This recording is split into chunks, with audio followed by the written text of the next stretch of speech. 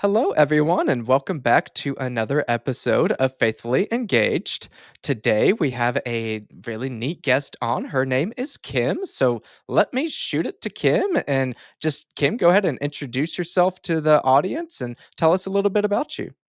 Sure, Johnny, thanks for having me. I've been so excited, looking forward to this. I love your show. Everyone should Thank you. have it in the top of their podcast list and listen to it every week. So I'm Kim Sorrelle. I was an entrepreneur, had businesses my whole life, but I have kind of shifted in what I do. I'm an author. I have a couple of books out, and I'm a speaker. I have a podcast of my own, celebrity interview podcast, and I have a TV show, a weekly 1 hour TV show. Heart and Soul is the name of that. And I just really love people, and I love meeting new people, and I love, I guess. I love Jesus. So there we go. I love it. So let me start. I actually I sometimes will kind of break the wall here a little bit and tell the audience like these things aren't recorded live. They're done in advance. And earlier this morning, I actually had. Sorry, Kim, I'll be a little biased towards this guest that I had on because this guest was my mom.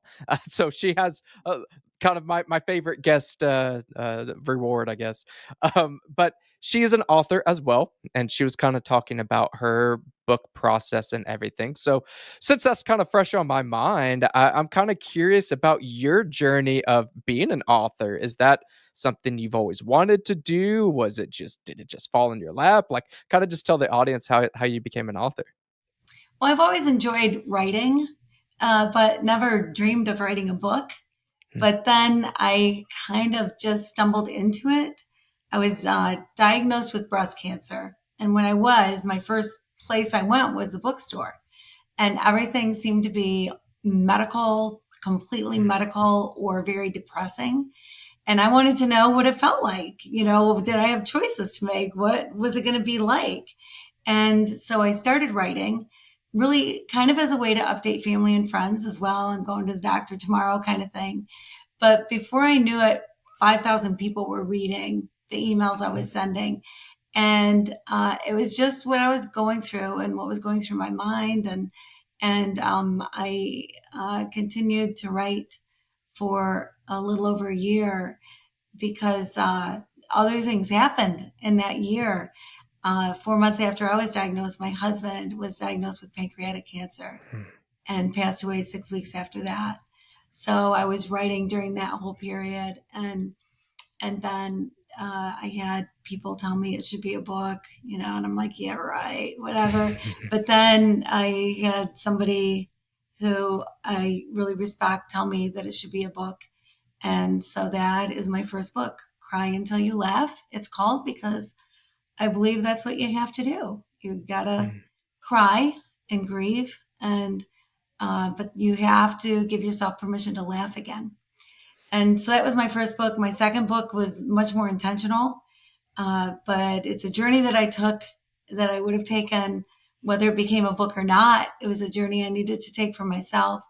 And it did become a book, and it's a bestseller. And so that's been a fun ride. Yeah, yeah, no, it's always interesting to me hearing people's stories, whether it's about being an author or just anything of how they get there, and kind of just going into your faith. You have cancer diagnosis, then my husband gets it, dies quickly. I just would imagine your faith was tested in many ways there. So kind of talk with us a little bit about how your faith specifically in this situation, but really your life in general, how your faith impacted you through these hard times.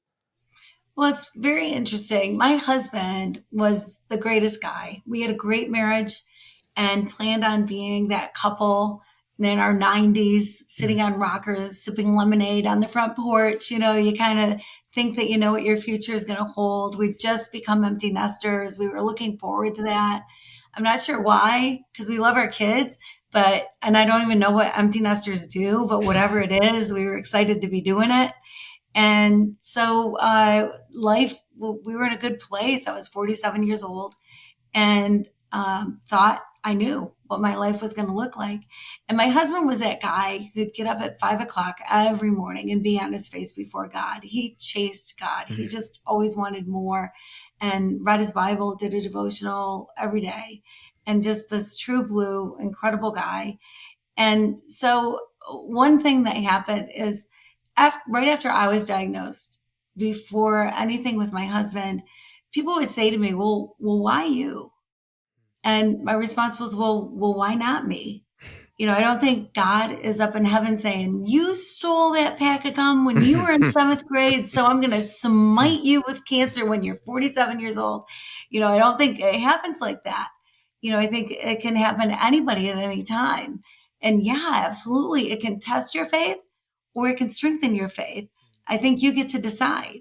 And for me, it made my faith stronger. I didn't know that it could be stronger, but I think it always can be. And so I had to lean on God. What Mm. else? What else is there in a moment like that? You can't just rely on the doctors. There's a lot more that goes on besides the physical when you're faced with a diagnosis, and the spiritual is a big part of it. So letting God be God Yeah. and be there and love you through it is an important thing to do. That's a really good way to put that because yeah, we like to plan things out. I'll kind of sometimes my wife listens to the show, sometimes she doesn't. So when I rail on her a little bit, she may or may not hear it. Just don't go behind my back and tell her when I do those things. But she's a big planner. She likes things to be very sectioned out. We're going to do this on this day. Where she has she buys Christmas presents for the kids and like March or something. Like, that's just the way that her brain works. And when you hear a story like that, that really puts that in perspective. Not that we can't plan or anything, but our plans aren't always the ones that end up happening. And that's hard. That's hard to deal with. But I love how you put that we can use that and then say, oh, woe is me. Why me? All that. Or we can put our faith in God. And that's very inspiring to hear that you are able to be tested but be strengthened through that time. So walk us through kind of while you're writing the book and when you're just dealing with this grieving process, how did you get to that point where you were able to laugh and enjoy life again? Well, it was really tough. I think for most things in life, you can find somebody who's been through the same thing.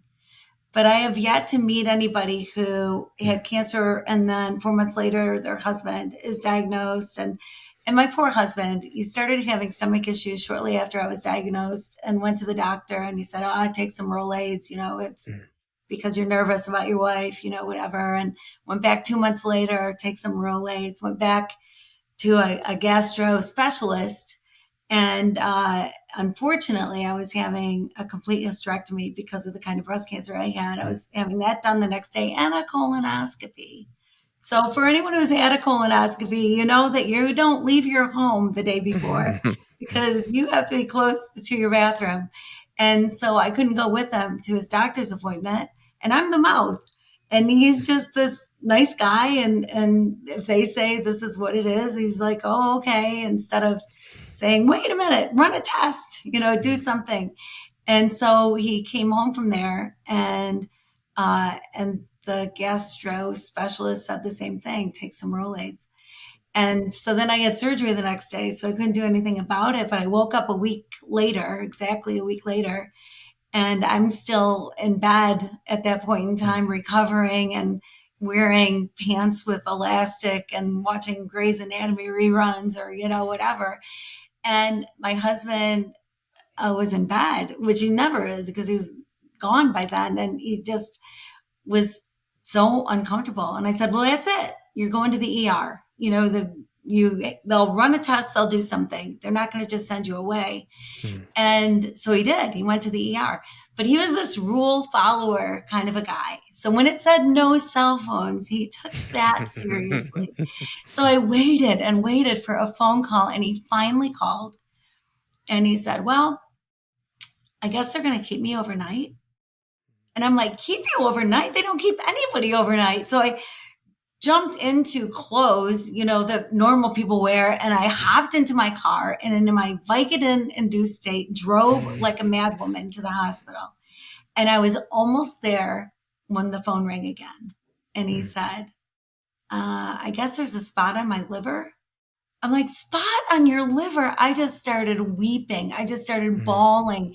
And I don't really even remember parking at the hospital. I remember running in, holding all parts of my body because everything was sore.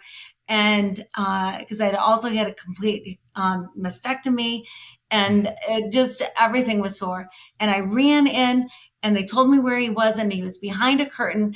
And I ran up to it, and I, weeping, whipped back the curtain, and he's just sitting on the edge of the bed like nothing is going on. And he looks at me and he said, hey, I am not going to invite you out anymore if this is the way you're going to behave. And I said, listen, buddy, you are not allowed to be funny right now. And with any sort of a diagnosis, it doesn't happen in moments, it happens in days. And so over the next few days, tests were run and things were done. And then we got the diagnosis of pancreatic cancer. And when we did, we know what kind of a diagnosis it was. And by the time it was found in my husband, it was well advanced. And so there wasn't really anything they could do. And there's still not a cure for pancreatic cancer. And so it's a tough one. It's not a diagnosis you ever want to hear. But we prayed immediately that, Lord, either heal him like you did the lame, the sick, the blind, or the greatest healing that I think sometimes we forget, and that's heaven, going to heaven. And but please don't let him suffer. So that was our prayer the whole time. They thought he'd live for maybe a year. And 6 months in, we had a great 6 weeks. And 6 months, I say 6 weeks. We had a great 6 weeks watching Cash Cab and whatever we did, played some gin rummy, and just hung out for 6 weeks. And it wasn't until the last day, he woke up on a Sunday morning and he was in pain. And I called the hospice nurse, and she came over right away, and she gave him some more morphine. And up until then, he wasn't experiencing pain. It was totally under control. And it's a painful cancer. But our hospice did such a great job. But so she came over, and he was sitting on the edge of the bed, and I didn't want him to fall off the bed. So I'm behind him, holding on to him. And as he is just kind of rocking back and forth because he's in so much pain. And she's in our bedroom on the phone calling for a hospital bed and whatever equipment she thought that we were going to need. And I could just feel his pain and feel his agony. And I just, I said to the hospice nurse, do I call my family? Do I call my kids? I've got 5 kids. Do I call them? What do I do? No. You've got time. I asked her that a couple of times because he was so miserable. And so I just whispered in his ear and I said, baby, just go. And he took his last breath. That was it. Wow. And so the 6 weeks, it was hard for me, wonderful for him. God's mercy and grace all over the place. Our prayer was definitely answered. He did not suffer. We had this great 6 weeks together. And, I've never been able to be angry about it because he was such a great guy. And at 51 years old, to go to heaven and not pay another bill and never be sick again, that's not so bad. That's not so horrible. So it's like, it's sad for me, but happy for him. And so in the grieving process, I had this mix of emotions because I It's the loss of a dream. It's the loss of my best friend. It's the loss, the distance between us, the time, the whatever's going to happen in life, and reinventing a whole new life. We were a couple. We were a couple. We were married for almost 30 years. And then now I was a single. I didn't plan on ever being a single. It's not something you plan. And so it was definitely a process to deal with all of it mentally. And I still was dealing with my cancer crap. Mm. So I still had to go through my stuff. And so it was an interesting time of life, but I can tell you that the prayers of my friends, the prayers of my family lifted me up and held me together. And the grace of God just wrapped around me, uh, made it so that I survived. I Mm. survived it and learned how to thrive because of it.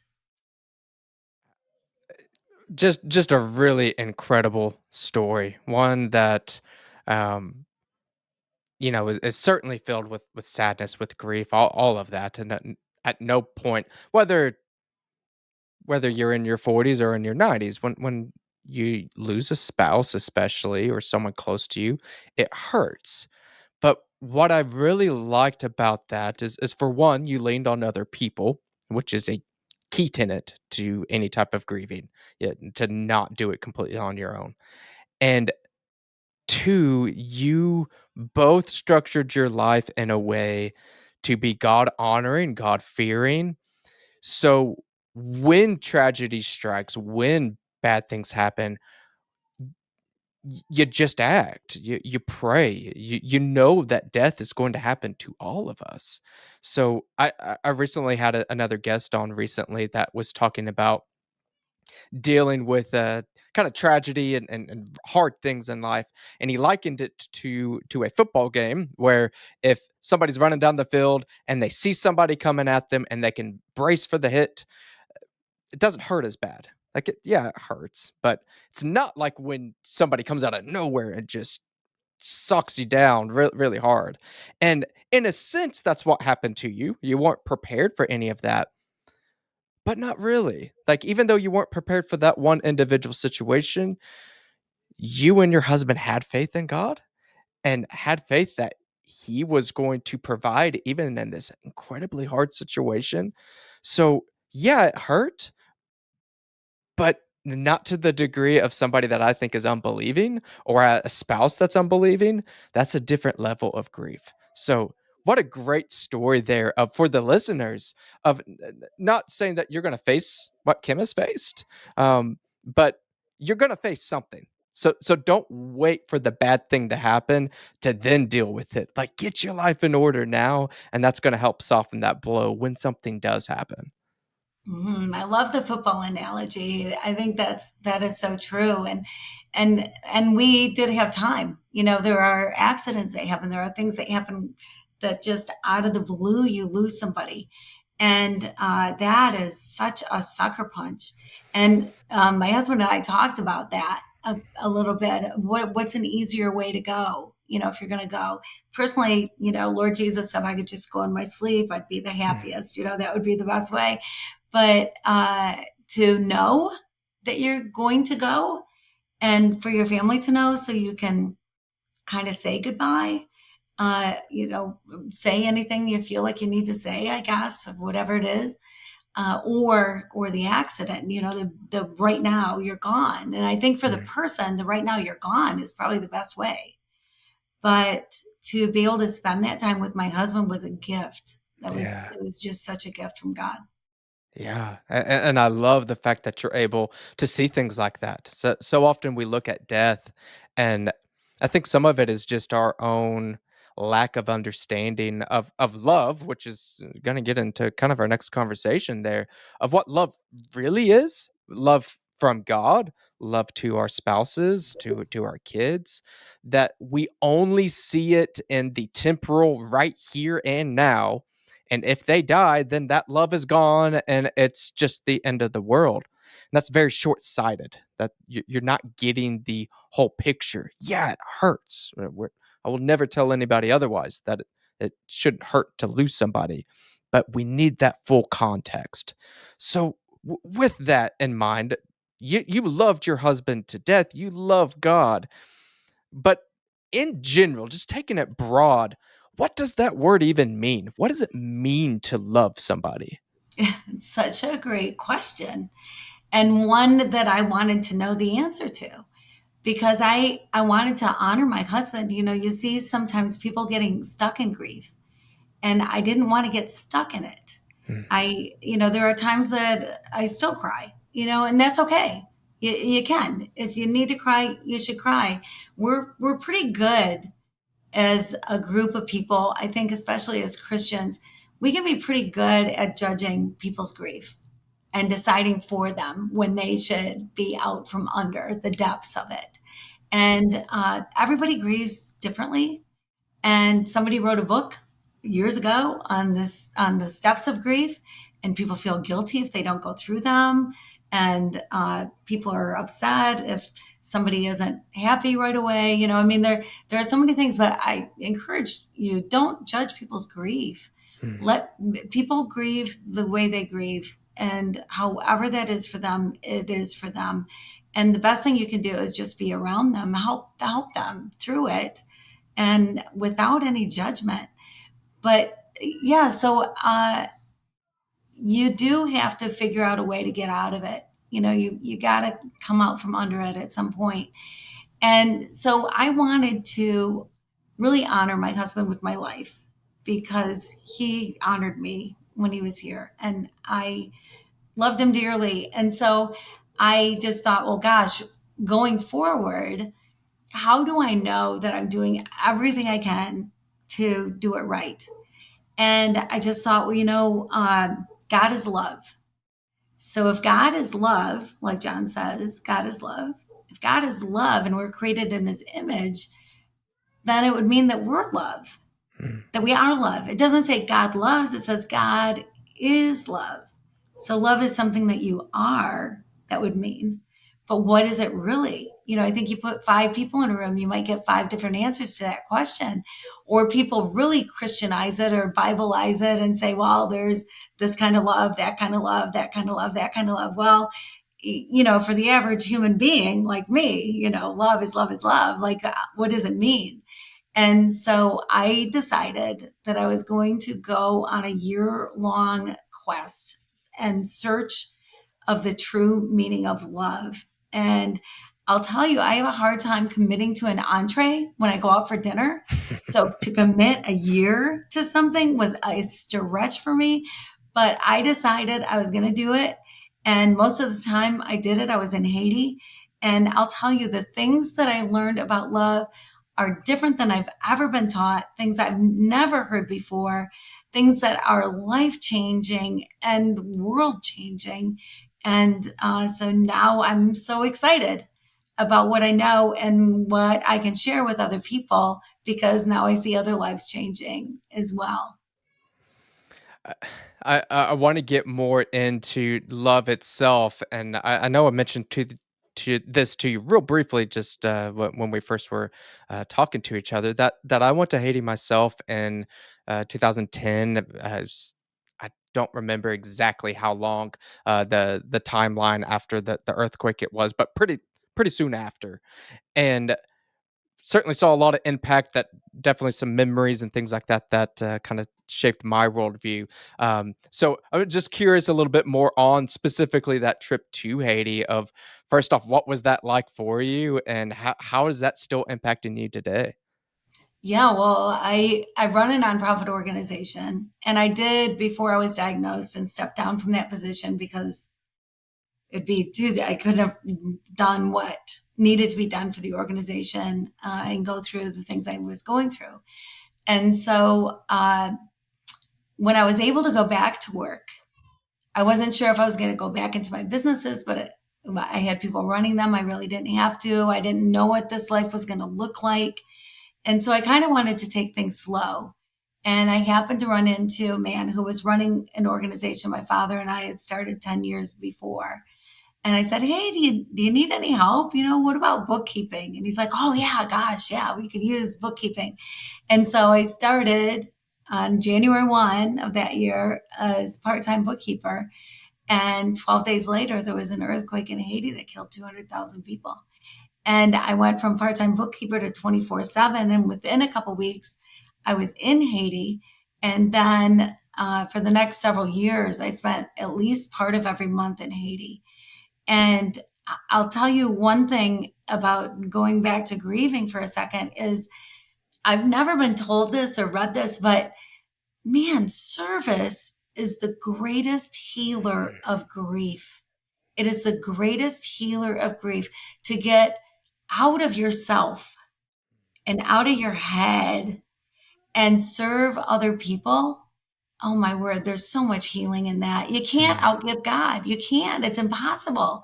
I'm curious, Johnny, if you feel the same way, but like when I've gone, when I go, when I work and I serve and whatever, you can think, oh my gosh, well, I'm serving, I'm helping, I'm giving.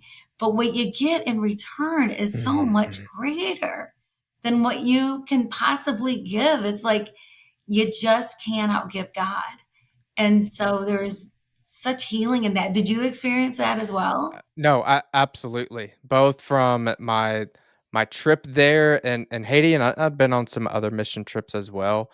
And honestly, even taking it outside of Haiti, just in general, and even financial giving. We've been talking about this in church quite a bit, that we don't give money or go to a trip or whatever solely to get what we want out of it or whatever. Like, we don't want that means, but boy, is it a wonderful kind of side effect from that.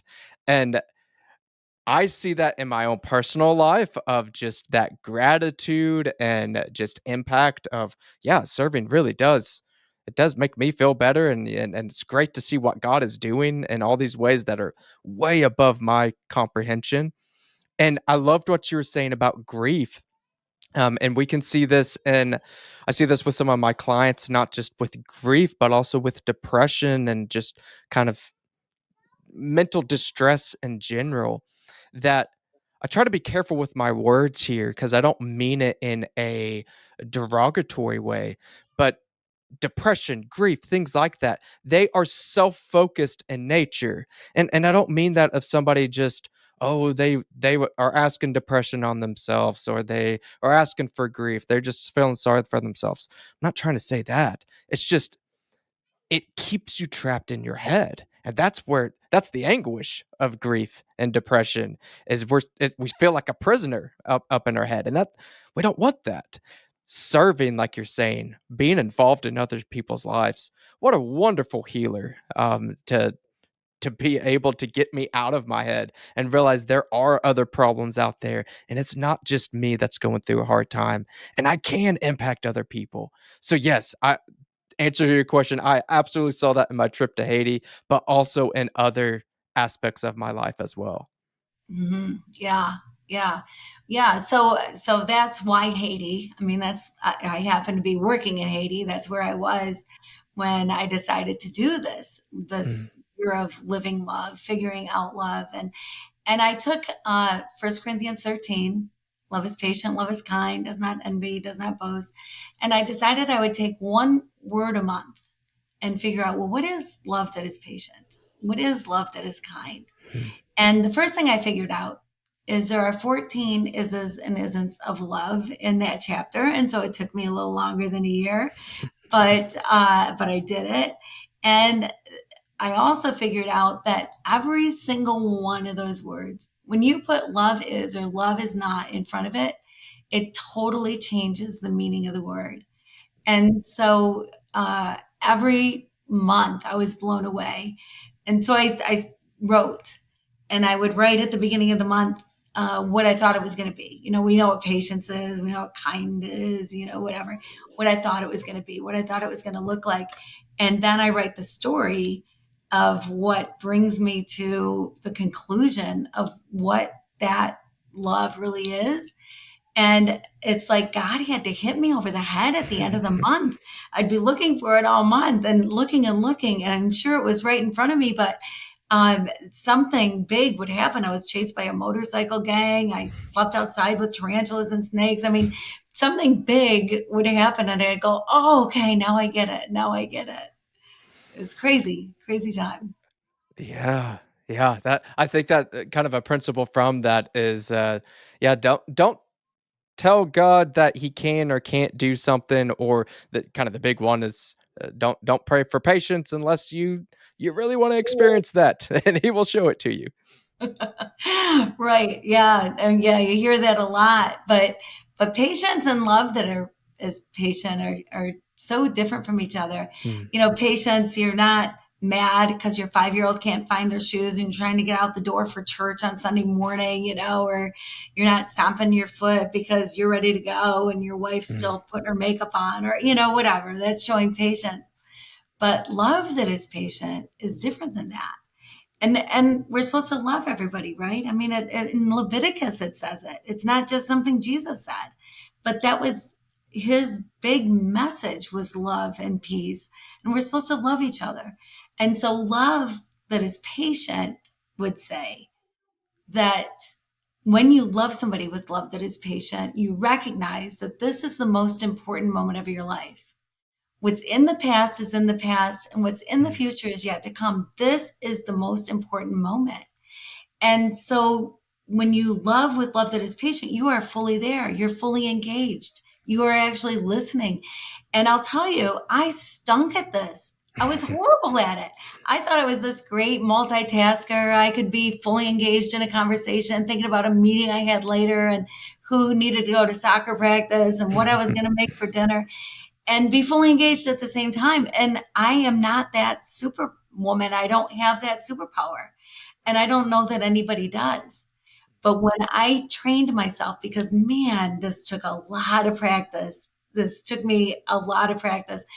But as I practiced it and got better at it and learned how to be fully present and fully engaged and block everything else out, I learned things. Like my ears opened up. I heard things I never would have heard. Instead of making assumptions about what somebody was going to say based on some label you put on them, or what you think they're going to talk about, whatever it is, because love has no labels, by the way. But uh, I was actually hearing what they were actually saying mm. and not making assumptions. And it changes everything when you really listen. And if you think about it, it changes everything when you're really listened to, because if someone's distracted when you're talking to them, or if they're really there for you.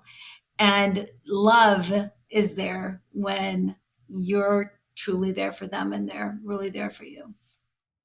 No, that is a very important piece there in love and all types of relationships, whether spouse or kids or friends, whoever. Yeah, you can tell that difference. I see that in my work all the time being a counselor, that oftentimes all that client really needs in that time is just to be heard. I may not give a lick of advice or we may not fix anything, but they feel heard, and that is really what spurs on that change. And it's convicting to me sometimes knowing that. And I'll be honest here, knowing that, experiencing that in my job, but I have to look at myself. Was I on my phone when I said I was gonna read to my kid? What was I really listening to what my wife said? Was I just kinda blocking her out? That's convicting to me as a counselor too, that I'm not perfect at that. And I think that's what's great about going to the scriptures like that, is that's a constant wake-up call that we're not perfect, but God is, and that's where we need to glean that love from. Right, right. Like, if this is a concept that, had I stopped at the first month, it would have changed my life, because this alone changed my life. But there were 13 more to do. And so, but I think about, if I would have known this when I had little ones running around, and you're at the stove and you're stirring whatever it is you're making for dinner, or you're on the phone and your little one is trying to get your attention, and you're just kind of, just a minute, just a minute, just a minute, right? And my son Luke, I've got 5 kids, but my son Luke in particular, he would just stand there and poke my arm and poke my arm and say, Mom, Mom, Mom, Mom, Mom. And I'd be like, Luke, I'm making dinner. Luke, I'm on the phone, whatever it is. But looking back, I really believe that if I would have just stopped for Mm. a minute and looked my son in the eye and said, Luke, what is it that you need? He probably would have said, this truck is red, and ran away. It probably would have taken no time at all just to let him be heard because he had something to say. And so I wish that I would have acted like that as a mom. I wish that was something that I did, and I didn't. So I encourage other moms to do it. Just listen to your kids. Yeah. Now, kind of on that practical side of things, I know, goodness, we've already gleaned so much in a very short amount of time about one of those. Uh, what would you recommend a to a mom, to a dad, whoever that wants to learn more about love? What would you recommend to them? Should they just go do the same thing you did, going through Corinthians right there, or is there something else that they could do instead? What would you say to them? Well, I would say you don't have to go to Haiti for a year. I wrote a book, and everything's in the book. All the revelations that God gave me, and all the stories of the things that happened. And I think that there's other ways to figure out the true meaning of love. But I think it starts with maybe recognizing that you might not know the true meaning of love.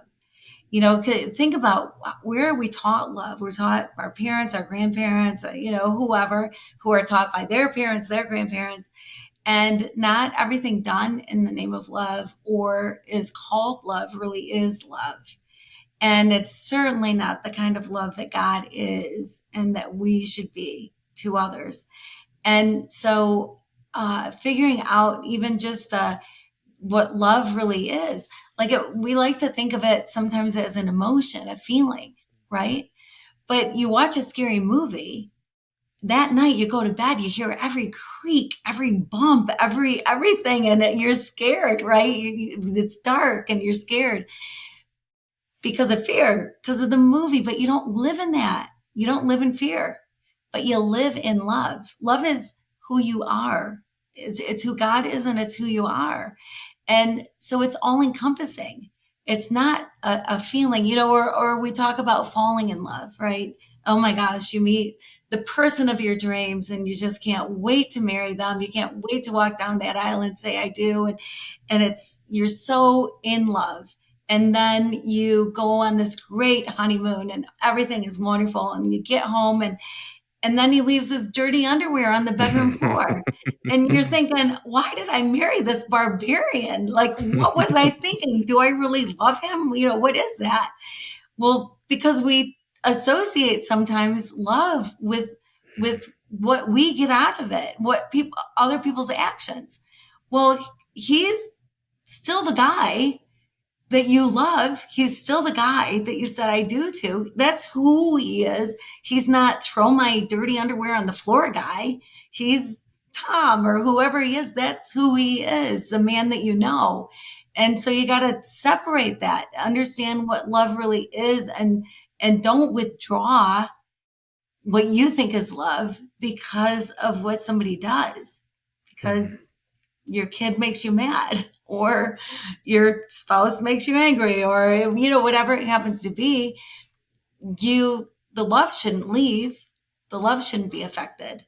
You Mhm. might not like what somebody does and you might not like somebody, but loving them is different than that.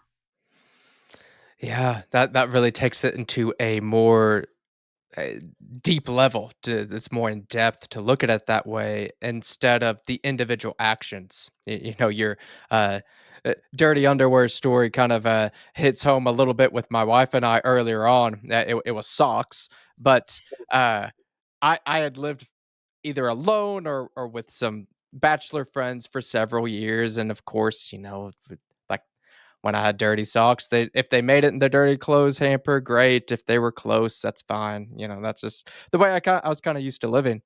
And I've shared this story several times, but my wife, that was annoying her, and I had no idea that it was annoying her. I wasn't thinking about it. I'm not giving myself an excuse. It just legitimately didn't cross my mind.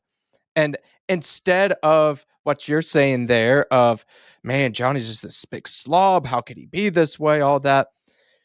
I give her a lot of credit that she looked at that as a behavior that she didn't like and said, Johnny, can you make sure to not ball up the socks and just put them in the dirty laundry?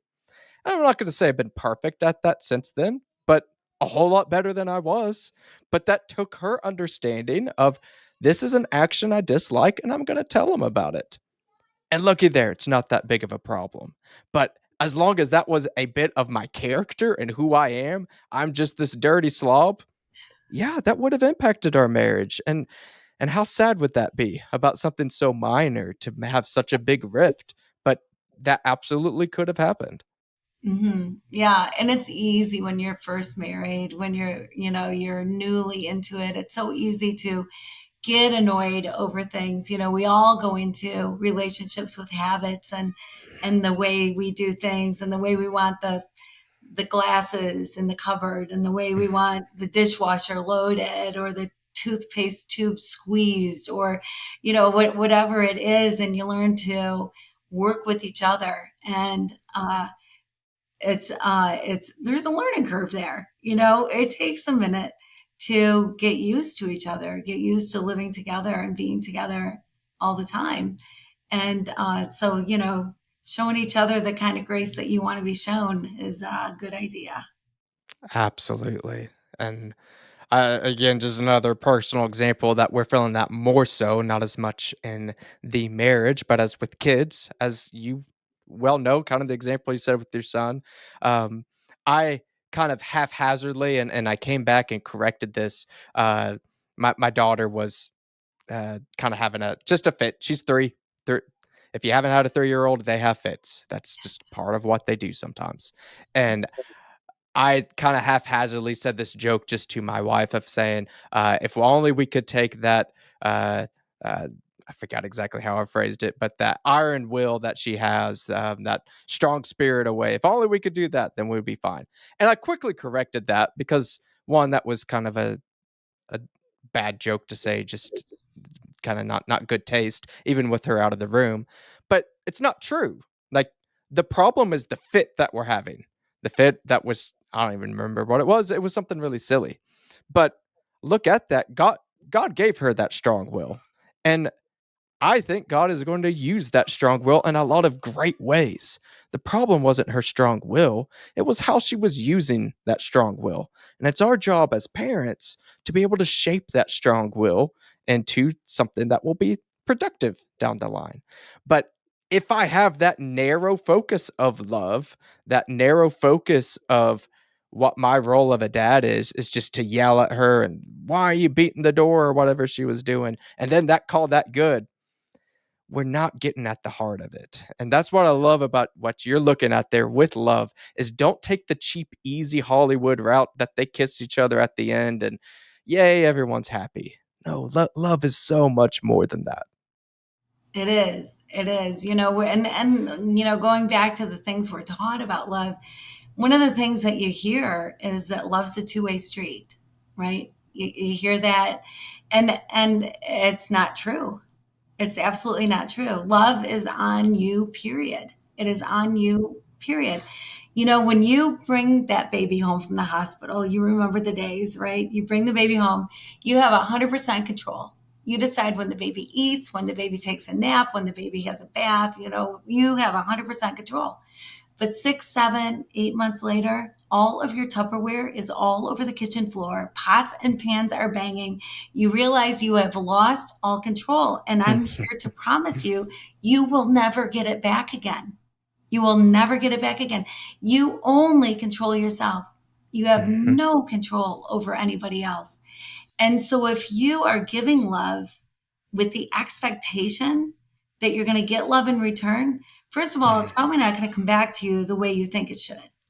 And so right away, you're behind the eight ball, but you are just setting yourself up for heartbreak and sadness and loneliness. You give love because that's what we're supposed to do. You give love, period. If I give you money and you give me a pair of jeans, that's a transaction. Love is not a transaction. Love is one way. You give it. Now it's special in that a lot of times when you give it, you get it back. Yeah. But that's not why you do it. You give it, whether you get it back or not. It's up to you. Your love is 100% on you. You know, with your example there, I often and when I'm with my clients, I give a extreme answer on purpose just to kind of test out the logic and show that okay, I'm not saying what's going on with you is what we're talking about here, but the logic here is what's going on. And I've had a client and we're talking about boundaries, and I agree there are boundaries that we need to set on other people. But we were talking about that very thing of I'm not getting anything back in return. And I used an extreme example of with my kids, like my son is not 2 years old yet. There's not a lot he gives me. Like he gives me some hugs and stuff, and that's nice. He certainly doesn't help me out financially. I'll tell you that. He doesn't help me with his dirty diapers. There's a lot of things he doesn't help me with, but I love him. Like that doesn't give me a right to just well, you're not giving me anything, so I got to shove you out of my life. Now, granted, I acknowledge that's an extreme example there. In other relationships, maybe there are other boundaries that get formed, but that proves your point there that love is not that transaction.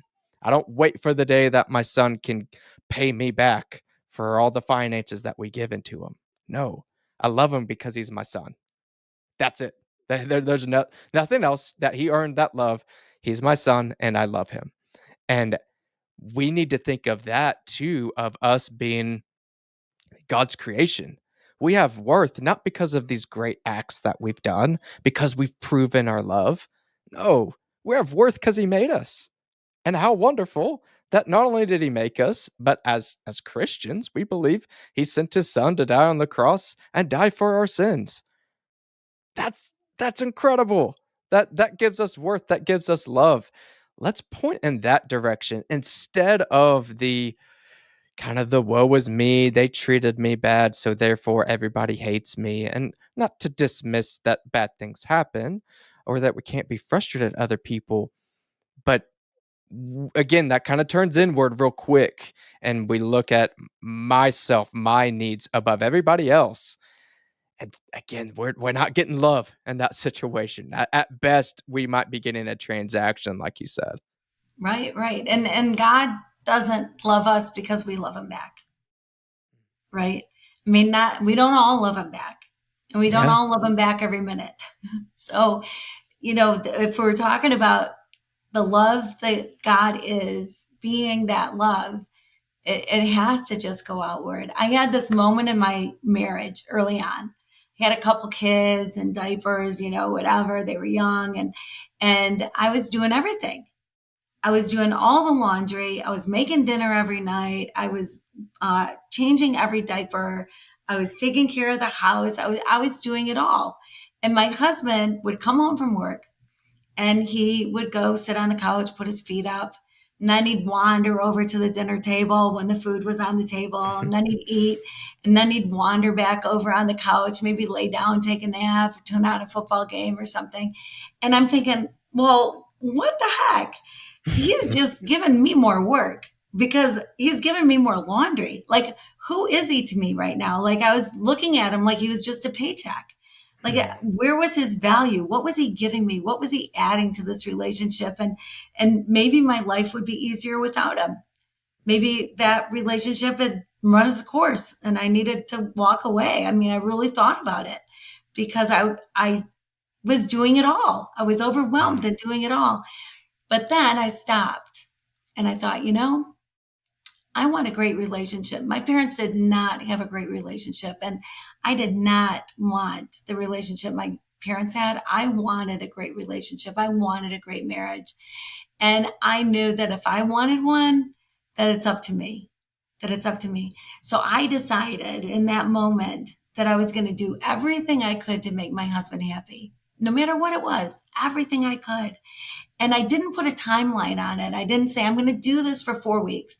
And doggone, if he doesn't shape up then he's out of here. I didn't do that. No timeline, nothing.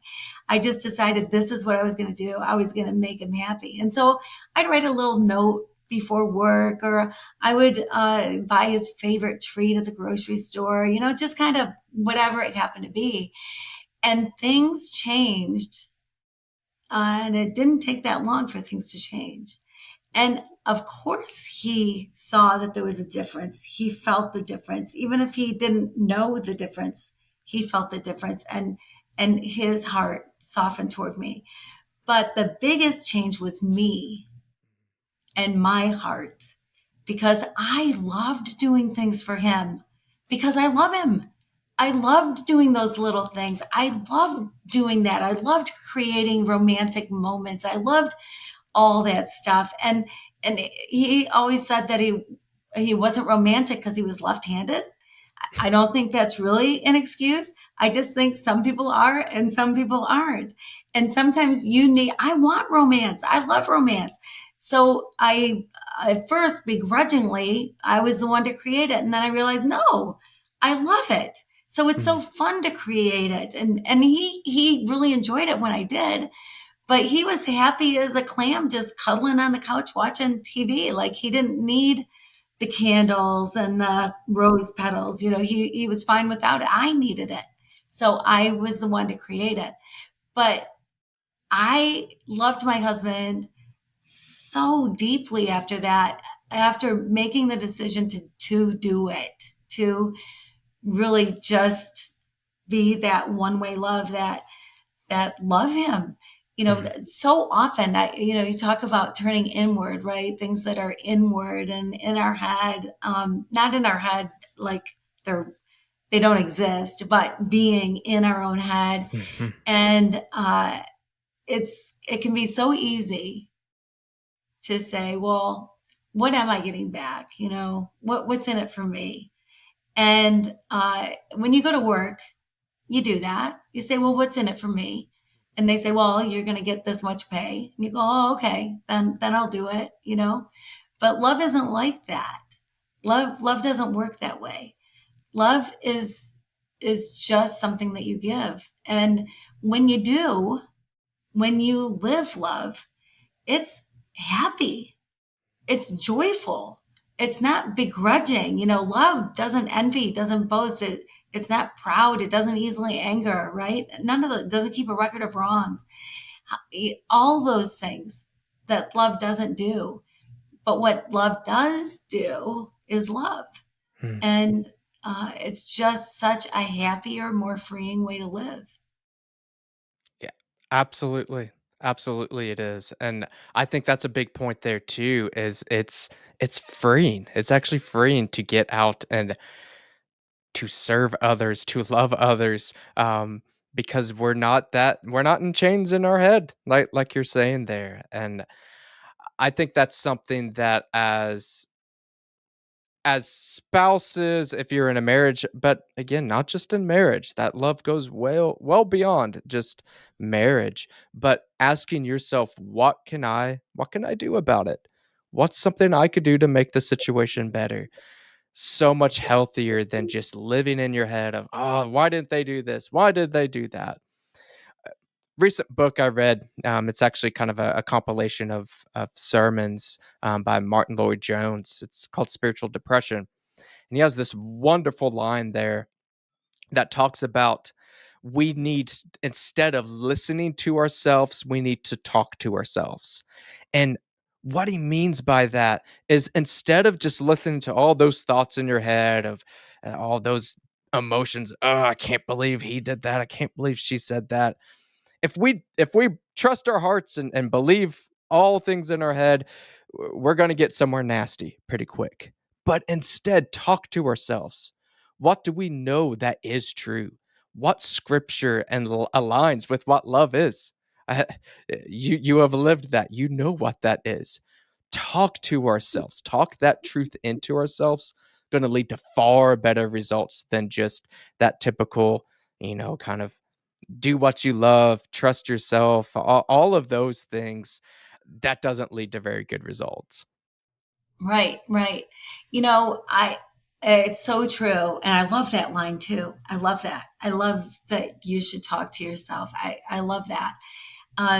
There are times, though, that love would say walk away.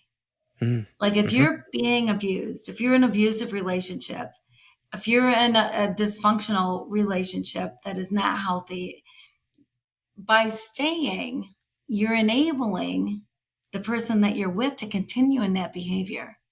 You're not allowing them the space to grow.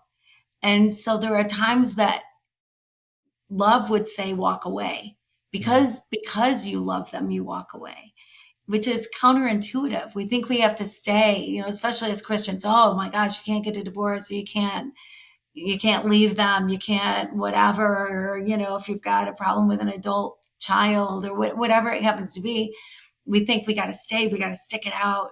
Well, pray for them, but if you're being abused, if things are that unhealthy for you, walk away and give the person the freedom, the space they need to be able to change if they're going to change. Because if they change, it's on them, it's up to them. But by loving them, uh, you walk away. And there are times when that's absolutely the thing you have to do. But that's love. That's not love. mm. I'm glad you bring that up because we so often when we're talking about the things we're talking about, that's the quick reaction, and I don't wanna dismiss that that absolutely does happen. It does. Abuse is a awful thing. That is certainly not love in any way, shape, or form. Oftentimes, those attacks are levied in a sense of, really just kind of lobbing grenades at Christians and trying to, just almost kind of like the abortion debate of let me come up with this extreme example to show that that's a wonderful thing. Let me come up with an extreme example to show that divorce is always the right thing. Now that's extreme, and that's not what you're saying though. You're saying there's times that because love is so important, because marriage is so important, I'm actually giving them the opportunity to change if they're going to, because this is not love. And there needs to be either consequences from sometimes from the state, if there's an arrest that's warranted, from the church. I think this is a big thing that the church needs to do a better job of. If you're being abused, like tell your pastor about it. And if your pastor's not doing anything about it, or your church isn't doing any discipline, that's probably not a very healthy church. That we need to take abuse extremely serious. Um, and instead of just, nope, that's love. I need to be abused. I shouldn't ever even talk about any discipline because that's not love. No, that's not scriptural. That's not what true love is. So I'm really glad that you speak to that side, which I certainly pray no one listening is going through that. But statistically, probably somebody is. And we need to act in those situations and not just sit there and take it because that really isn't what love is. Right, right. And love doesn't judge. There's no judgment in love. There's no judgment. And so, when you're a Christian and in the church and it's till death do us part and you walk away, you can be judged. Who cares what other people think? If somebody's hitting you, that's not good. Even if you don't tell anybody, it's not something you have to live in. And but we feel like we have to stay. I mean, as women in particular, we feel like we have to stay. And I'm giving you permission to not stay. Don't stay in the abuse. It's okay to walk away. Love would say, God would say, walk away. And this is just something that's important on the male side too. That I want to pay attention to. I don't think any male just decides, you know what, I feel like beating my wife today. That generally is not a conscious decision that someone just decides to do. It's unchecked anger, unchecked grief. Maybe you had some bad examples growing up. Um, but regardless, there's no excuse. And you need to get your heart checked on that. And ideally, if you're listening, your husband, um, get your heart checked before anything bad happens. This isn't on the kind of the spousal abuse side of things, but I remember when my daughter was born, our firstborn, that at the hospital they made us watch this video, and it was called Purple Baby, I believe is what it was. And I remember watching it, and essentially one they called it, oh no, it's Purple Screams, I think is what it was. Basically, what it was is a baby that has horrible sleeping and just screams and is just really hard to deal with. And essentially was telling parents, don't shake your baby. That's very bad. And I remember watching that and I was like, oh, of course I'm not going to shake my baby. Like I don't need to watch a video to be told that. Then I had my firstborn who was a horrendous sleeper. And I remember there being times at 3 in the morning or whatever that I never had that desire, like, oh, I'm going to go shake her. But I remember being humbled of realizing I get it. I get when you're sleep deprived and you're in this horrible spot in life of why you might do something like that. Again, it's horrible. Don't advocate to do that. But I was glad I had some of that education beforehand and being able to talk with my wife of, hey, it's time for us to just let her cry for a few minutes and get our own wits about us because and be able to see that in each other that we need to cool ourselves down because we didn't want to be put in that position. So husbands, dads, even moms in those type of situations, again, kind of like with grief, don't wait for a moment for you to snap. Uh, Deal with some of that anger, that frustration, whether it's towards your spouse or your work or whatever. Deal with it well before it gets to that point. Because if you're too prideful to think you would never be at that point, I'm not saying it will happen to you, and I hope it doesn't, but it could. None of us are above doing some evil things. So get that taken out quickly and don't let it take root. Mhm. Yeah, good word. Good word for sure. Okay. Well, Kim, great conversation on both grief and serving and love. I would love for the audience to be able to stay in contact with you and find some places that they can continue to engage with you and your books and everything. So, for the audience, how can they stay connected with you after this episode? Well, I am literally the only Kim Sorrelle spelled my way in the entire world because it's ridiculous. It has so many letters. There's two R's, two E's, two L's. But my website is Kim Sorrelle, Sorrelle, .com. And I do have a free 14-day love challenge on there. And if you do the love challenge, you sign up for it, I'll send you for free a WWLD, What Would Love Do wristband. Because if you can answer anything that way, you'll be doing the right thing. But my book is Love Is. It's available on Amazon. It's available in brick and mortar stores. It's available everywhere. It's a dark blue cover with a great big white Love Is. And it's available audio, Kindle, and paperback. And I love people and I love being in contact with people. And so reach out. Anybody wants to reach out, please reach out to me. Awesome. Well, I'll have all of that included down there in the show notes. So definitely encourage you to check that out there. And thank you once again to Kim of being on the show, sharing her incredible story of grief and incredible story of love. And just really appreciate the conversation today. Yeah, well, thank you. I really appreciate you and I really appreciate the opportunity. And I feel like we kind of ended on this downstroke, but but love is a beautiful thing It, that does not judge. There's no room for racism or ageism or any kind of an ism. It just loves. It recognizes that I think sometimes about like the Mona Lisa, that it is, if it ever went up for sale, who knows how much money someone would pay for it. Elon Musk, mm, millions and millions. Who knows who would buy it and how much money. Well, it's because it's a one of a kind masterpiece, and so are you. There has never been anybody exactly like you. There never will be anybody exactly like you. You are the only you ever, ever, ever. And there's something really special and wonderful about that, that God made you to be you. So love yourself. You recognize that God created you to be exactly who you are, and you are a one of a kind masterpiece. Had recent episode where we talk about God being an author, God being creator. That's it. We have our worth because of God, because we are made in His image. And as you're saying there, certainly don't lose sight of that. That is a big deal. We didn't do anything to earn that, but we are in His image, and that's incredible. Okay. Well, thanks again for being on the show. Thanks again for everyone listening.